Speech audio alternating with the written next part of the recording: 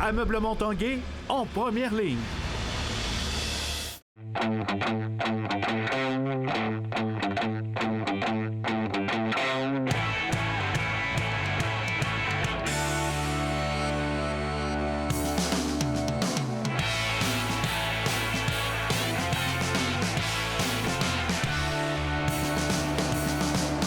Salut, ici Jonathan Fournier, je vous souhaite la bienvenue à l'Esprit sportif. Aujourd'hui à l'émission, on vous parle de tennis, des très bonnes performances de Félix Auger-Aliassime. Notre collègue Stéphane Turcot est allé faire un petit tour à l'Omnium des anciens nordiques. Mais tout d'abord, en ce moment, au PEPS se tient le camp de football Next Gen. Une soixantaine de jeunes joueurs de football du secondaire vivent l'expérience des champions de la Coupe Vanier avec des joueurs du Rouge et Or.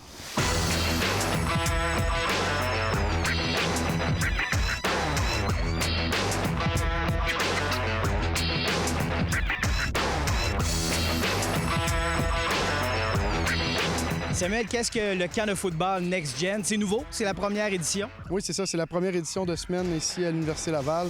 Ce qu'on fait, c'est qu'on prend les jeunes de secondaire 1 à 5 partout dans la province, puis on leur fait vivre une semaine d'immersion. C'est quoi la vie d'un joueur du Rouge et Or football pendant une semaine? Donc, entraînement le matin, des meetings l'après-midi, activités multisports. Donc, on couvre vraiment toutes les sphères. On a des jeunes de Sept-Îles, Rouyn-Noranda, du bas du fleuve. On est vraiment contents. Montréal aussi, donc c'est vraiment super. Là. Puis ces jeunes-là se rassemblent tous ensemble puis, pour une seule passion, le football. Donc c'est vraiment trippant de voir ça. C'est le fun parce que je te dis, c'est une réalité qui approche quand même bientôt. Fait que je peux vraiment leur demander des questions sur leur mode de vie, sur comment eux ça marche, sur quoi faire pour se rendre où est-ce qu'eux se sont rendus. Fait que c'est vraiment le fun d'avoir un exemple concret devant nous. Quand il remonte, là, tu vas monter avec lui.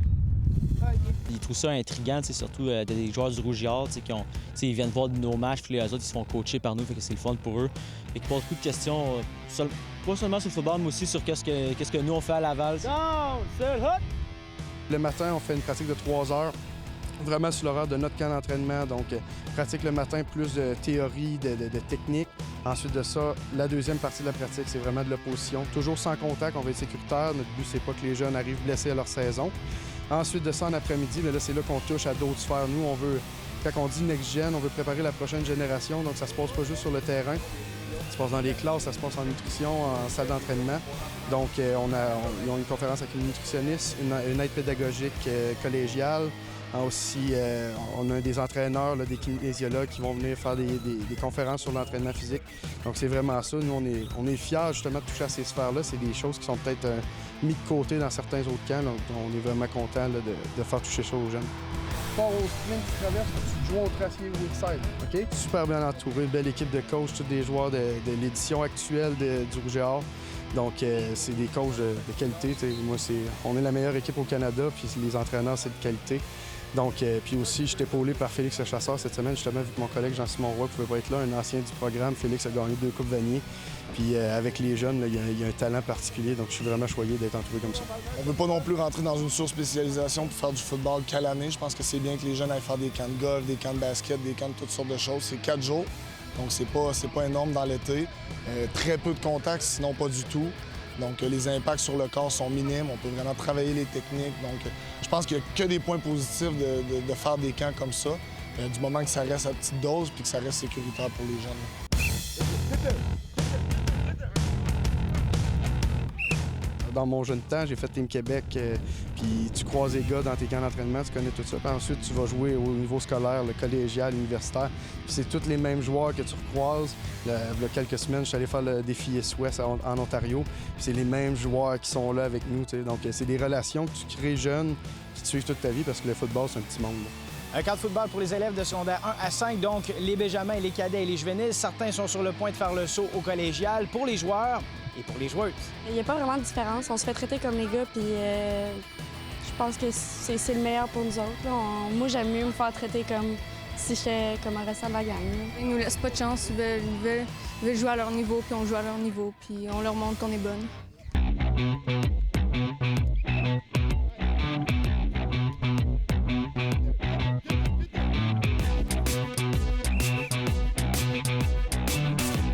Quelles sont les choses qu'il faut vraiment qu'ils retiennent en ressortant de ce camp-là? Je te dirais, c'est cliché à dire, je te dirais la base. Écoute, il y a des exercices que nous, on fait tous les jours, que j'ai fait en commençant au football, qu'on voyait Anthony Auclair faire ici pas plus tard qu'il y a 2 jours. Fait que juste de renforcer les éléments de base, des petits points techniques qu'ils vont pouvoir ramener dans leurs écoles, puis peut-être juste y penser un peu plus. Il faut que ça soit vite, efficace, puis juste au moment où ça sort, c'est pas supposé nous ralentir, OK? Être dans leur peau un peu, puis voir ce qu'eux vivent rendu au camp d'entraînement au mois d'août, puis c'est le fun, là. C'est un truc à vivre, là. Tu vois du monde que tu regardes à la télé jouer, puis tu rêves de devenir ça plus tard. On veut vraiment mettre l'emphase sur c'est quoi l'attitude d'un joueur de football. Puis ce qui fait la différence, à talent égal, un coach va choisir quelqu'un en qui il a confiance en dehors du terrain. Dans les camps de sélection, tout ça, c'est simple, un merci, un s'il vous plaît, pousser ta chaise, ramasser tes déchets, tout ça, c'est des choses qu'on met l'emphase ici, puis les jeunes appliquent, c'est vraiment beau à voir.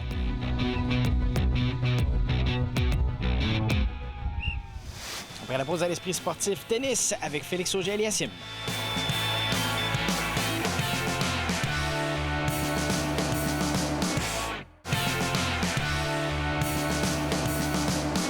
Le tennisman de Québec, Félix Auger-Aliassime, vient d'atteindre le 3e tour au tournoi de Wimbledon. On a également appris dans les derniers jours qu'il viendra faire son tour à Québec au mois de septembre. Résumé avec Jack Risset.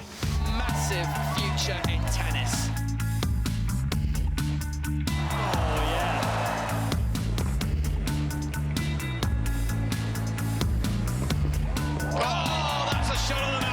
Jacques Risset, bienvenue à l'Esprit sportif.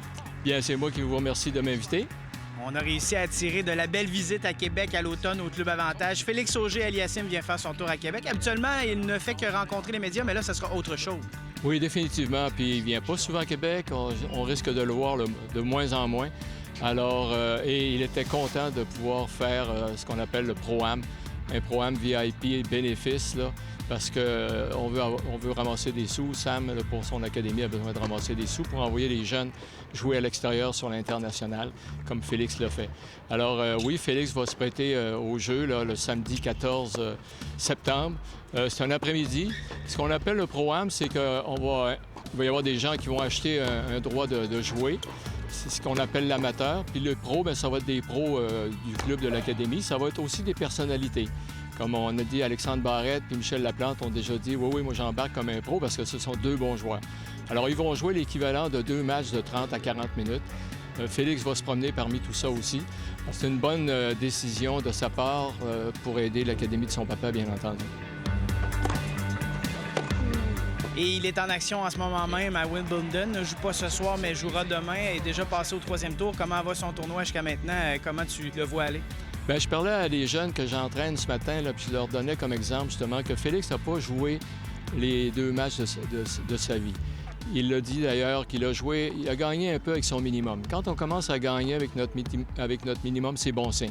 Il ne servait pas comme il aime servir, puis comme ce qui l'a aidé à gagner des super matchs. Alors, d'arriver à gagner quand même en graffignant ici et là, puis bien jouer le point qui est important, et ça, c'est bon signe, parce qu'il jouait quand même contre des joueurs aguerris, des joueurs d'expérience, même si le Moutet a que 20 ans. Alors, ça, c'est de bon augure, puis tout ce qu'il a fait avant, c'est encourageant de voir comment il traite des top 10 puis des top 20.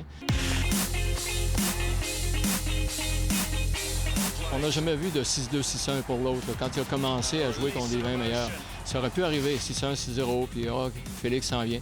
Toujours des bons matchs, toujours bien joué au moment où il faut. Alors, c'est de bon augure. Papa Sam l'a toujours élevé en disant qu'il est en développement. Il me le dit encore d'ailleurs. Il dit « Jack, arrêtez, là, Félix est en développement. » Mais il se développe pas pire quand même, là, du 21 au monde. Ses coachs lui rappellent, il y a encore des choses à travailler. Physiquement, il va encore grandir, il va encore s'étoffer musculairement parlant. Alors, je pense qu'il a une bonne tête pour dire, pour pas dire « je suis rendu », puis maintenant, venez-vous-en. Des bonnes performances plus rapides que ce à quoi on s'attendait parce que, bon, frôler le top 20 comme ça, il me semble que ça a été vite. Il est passé du junior au future, puis future, c'est pas longtemps, c'est challenger, puis après ça, oups, on a le classement pour... Alors non, c'est définitivement pas un feu de paille parce qu'il démontre des qualités partout où c'est nécessaire. Il est en forme physiquement, il est intelligent sur le terrain, il se prépare bien, il s'entraîne beaucoup. Et puis, il a les armes. Servir commissaire, là, quand il est dans ses bonnes journées, les top 5 au monde peuvent avoir de la misère. Aujourd'hui, au Club de golf Lorette se tenait la 11e édition de l'Omnium des anciens Nordiques. On ne peut pas parler des Nordiques au présent ou au futur, mais au passé, on a le droit. Thématique nostalgique avec Stéphane Turcot. Ils étaient à différentes époques de l'histoire des 23 ans des Nordiques, mais ils avaient tous une idée à qui devrait revenir l'honneur d'être honoré par une statue au temps de l'AMH. Jean-Claude Tremblay, Marc Tardif, Réal Cloutier qui pourraient en prendre juste un, oui, je suis d'accord. Le premier nom qui devrait sortir, je pense, c'est Marc Tardy, qui a vraiment été un joueur dominant. Je me rappelle entre autres une saison où il a marqué 72 buts, là. Tout rentrait de partout. Je pense qu'on pourrait difficilement oublier un gars comme Marc Tardif, qui a connu les deux époques, l'AMH et la Ligue nationale. Si j'avais un vote à donner, je donnerais à Jean-Claude Tremblay. Si Jean-Claude Tremblay n'est pas là, au départ, il n'y a pas de Nordique, là. Si le 8 août prochain, on va dévoiler la statue des frères Stachny, représentants des Nordiques de la LNH, certains anciens regrettent qu'on ne souligne pas la contribution de Michel Goulet, seul joueur de l'histoire des Nordiques au Temple de la Renommée avec Peter Stachny.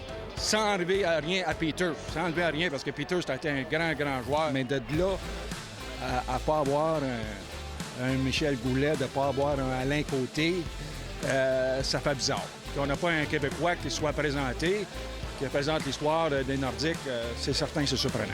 Après Peter Stachny en Ligue nationale, je pense que ça a été le meilleur joueur des Nordiques. C'est sûr que Michel, il mériterait certainement une considération. Et tant qu'à verser dans la nostalgie, samedi, les Nationals de Washington vont porter l'uniforme des Expos. Question de faire un clin d'œil à l'origine de la concession. D'ailleurs, mercredi, le lanceur Max Scherzer s'est réchauffé avec le chandail des Expos. Est-ce que l'Avalanche du Colorado pourra en faire de même? Eh bien, les réponses sont variées. Ce serait un beau clin d'œil à la Ville de Québec, à l'ancienne concession des Nordiques, puis c'est sûr que j'applaudirais. Je serais d'accord avec ça. Ben oui. C'est un beau chandail, pas ça. La Caroline, on jouait avec le chandail des Whalers de Hartford à l'époque. Alors, ce serait bien vu. Je pense pas que les Nordiques soient dans les pensées de la Ligue nationale encore. C'est dommage, mais je pense pas que ça va l'être. Au moins pendant un court instant d'un match préparatoire au Vieux Colisée en 2002, le clin d'œil aura été fait. Stéphane Turcot, TVA Sport, à Québec. Ici Jonathan Fournier, c'est tout l'Esprit sportif. On se dit à demain. Ciao!